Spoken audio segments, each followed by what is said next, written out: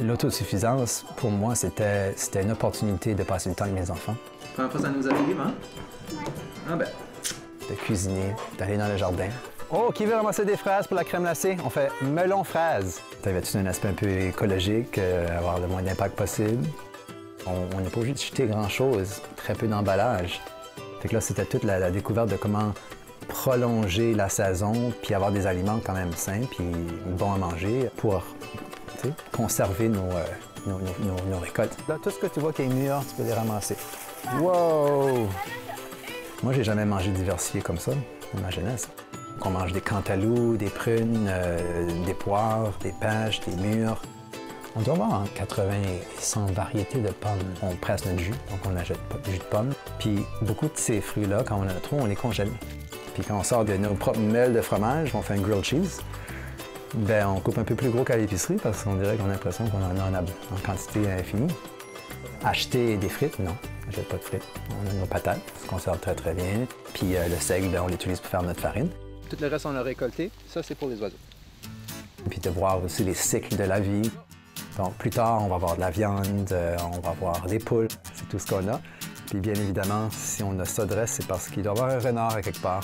Fait que mon épicerie, j'ouvre la porte ici, puis tous mes congélateurs sont là, mon caveau est là. Fait que je vais chercher ce que j'ai besoin juste avant la recette. Charlotte, elle est où? Oh, viens-t'en, Charlotte! On avait fait le projet de ne pas faire d'épicerie pendant un an. C'est lancé le défi. On a fait d'autosuffisance à cette époque-là. Aujourd'hui, c'est un peu d'autres choses. Là, il faut aller chercher de l'ail. On va monter en haut. Pour être très honnête, les enfants n'ont jamais fait énormément. Mais certaines corvées, oui, comme cultiver l'ail. Les filles savent qu'on va aller planter l'ail. C'est le fun parce qu'ils voient un projet, début, fin. Allô? Comment ça va? Bien toi? Content de te voir. Aujourd'hui, chaque fois qu'on a un surplus, avec les réseaux sociaux, on peut facilement afficher « Nous, on a ça, on a plus de ceci. S'il y en a qui sont intéressés, on est prêt à échanger. » Donc aujourd'hui, Régis qui est venu ici, il nous a échangé, il a apporté du bon pain. Nous, on lui a offert de ce qu'on pouvait faire. Peut-être de l'ail, des melons, quelques fruits. Salut ta douce moitié pour moi. Moi, je trouve que c'est spécial de savoir que ça peut toujours exister, ça, aujourd'hui, ce genre de lien-là communautaire. Autre que la ferme, il y a aussi tout l'échange musical. Cet été, on était partis en France et tout ça fonctionne par l'échange. Il n'y a pas de cachet qui vient avec ça. C'est un festival où on donne de soi-même, de notre temps, on est là avec les gens.